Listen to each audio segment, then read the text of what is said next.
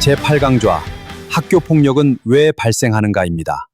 학교폭력은 단순히 한 학생의 잘못만으로 설명하기 어려운 복합적인 문제입니다.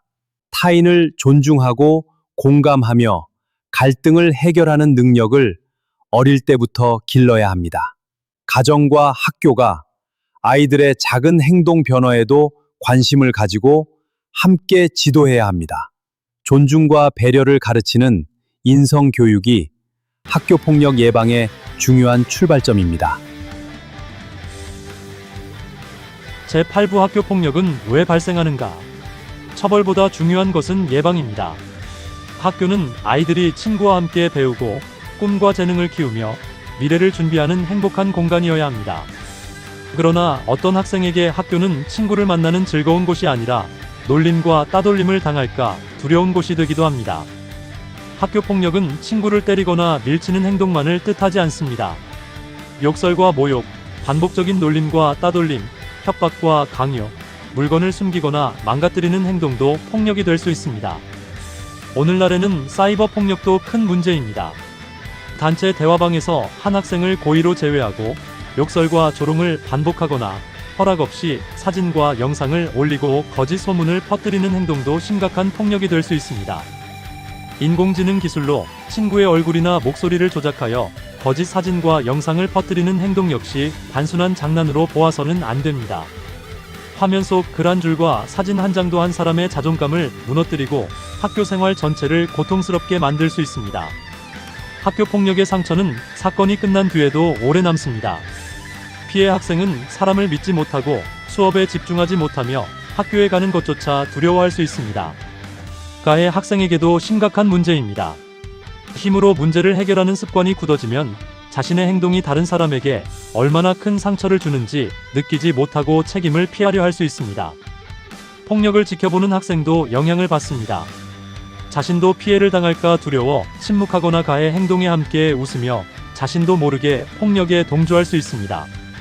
따라서 학교 폭력은 피해 학생과 가해 학생만의 문제가 아닙니다.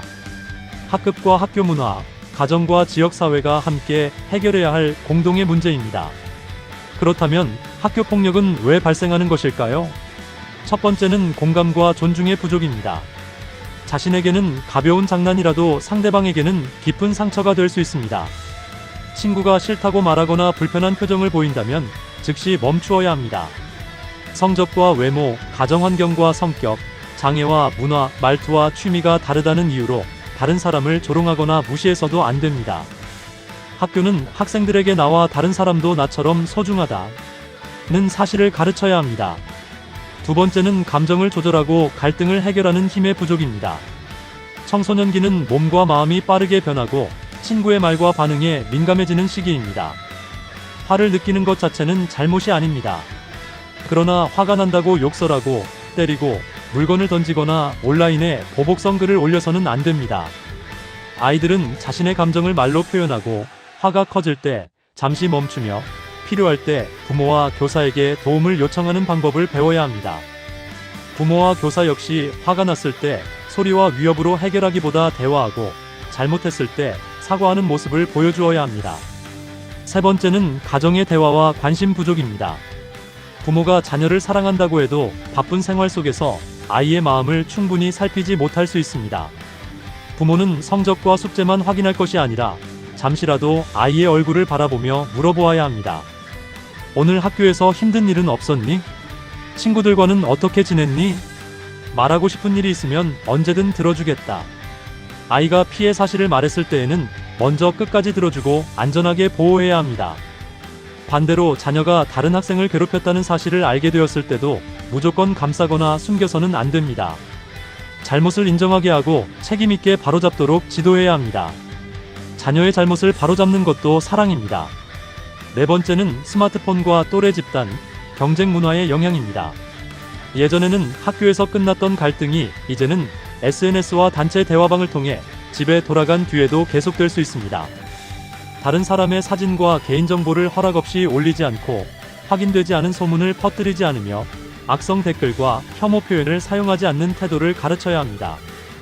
폭력적인 게시물을 웃으며 공유하지 않고 신고하고 도움을 요청하는 것도 디지털 시대의 인성입니다.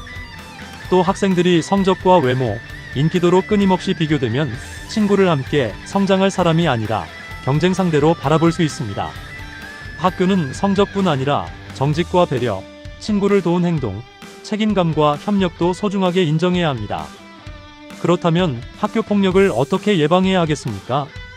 먼저 가정에서 존중과 대화를 생활화해야 합니다. 부모가 서로 존중하고 자녀의 말을 끝까지 들으며 가족의 갈등을 폭력이 아닌 대화로 해결할 때 아이도 친구를 존중하는 방법을 배웁니다. 단순히 싸우지 마라 라고 말하는 것만으로는 부족합니다.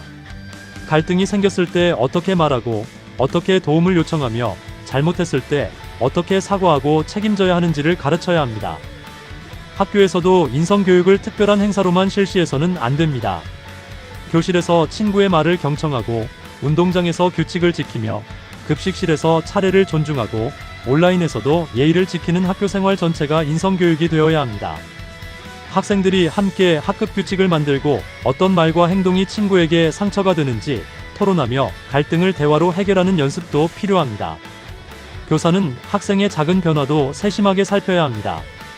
평소 활발하던 학생이 갑자기 말수가 줄거나 혼자 지내고 학교에 가기 싫어하거나 스마트폰 알림에 지나치게 불안해한다면 어려움이 없는지 살펴보아야 합니다.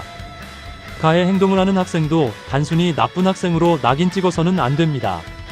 잘못된 행동에는 분명히 책임을 묻되 왜 그런 행동을 했는지 살피고 감정과 갈등을 다른 방법으로 해결하도록 가르쳐야 합니다. 학교 폭력이 발생한 뒤에는 처벌만으로 끝내서도 안 됩니다. 피해 학생은 안전하게 보호하고 심리적 상처를 회복하도록 충분히 지원해야 합니다. 가해 학생은 자신의 행동이 어떤 상처를 주었는지 이해하고 책임 있는 사과와 행동의 변화를 보여야 합니다.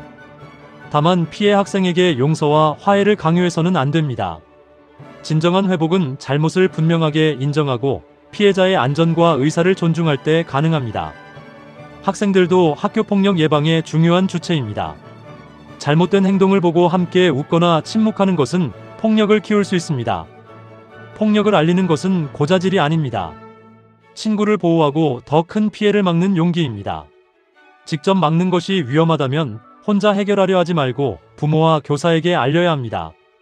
친구의 곁에 앉아주고 함께 식사하며 힘든 이야기를 들어주는 작은 행동도 큰 도움이 될 수 있습니다.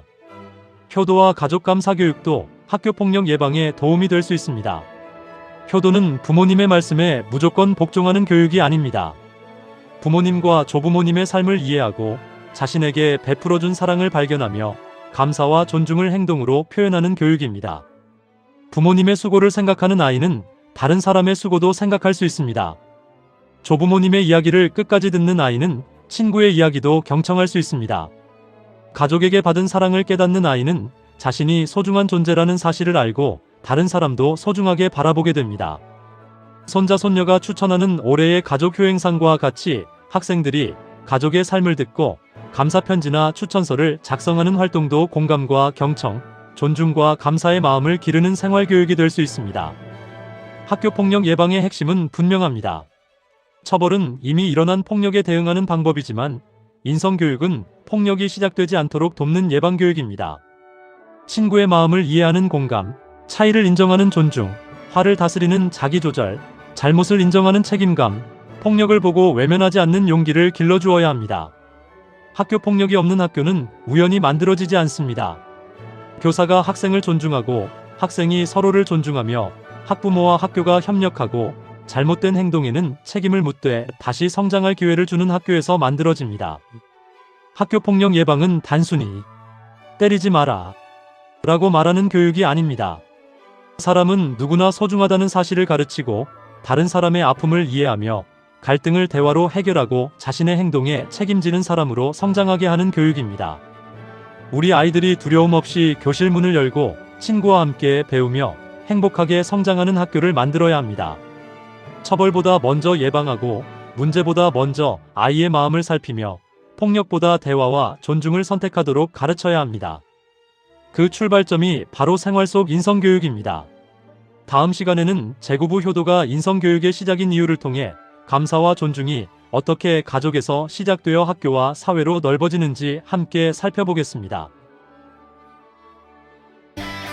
구독과 좋아요는 좋은 부모 되기 운동에 큰 힘이 됩니다.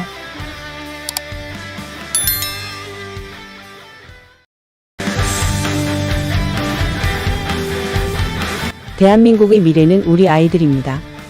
그리고 좋은 아이는 좋은 가정에서 시작됩니다. 올해 좋은 아버지상 수상을 진심으로 감사드립니다. 앞으로도 더 좋은 아버지가 되도록 노력하겠습니다. 한국효도문화협회와 좋은 부모되기 운동본부에서는 자녀들의 올바른 인성교육을 위해 좋은 부모되기 학부모 강좌를 영상과 책자로 함께 제공하고 있습니다. 또한 가정에서 효도를 직접 실천할 수 있도록 손자 손녀가 추천하는 가족효행상을 시행하고 학교별 가족효행상 수기집을 제작해 드립니다. 학교와 지역사회가 함께하는 효도잔치 페스티벌도 진행하며 효행을 실천하는 가정의 할머니 할아버지 생신과 고희연을 소중한 가족 기록 영화, 영상 자서전으로 제작해 드립니다. 그리고 좋은 부모되기 학부모 강좌에 함께하실 강연자를 초대합니다. 효도가 대한민국의 희망입니다. 우리 아이들이 대한민국의 미래입니다. 문의 전화는 02-2273-9090입니다.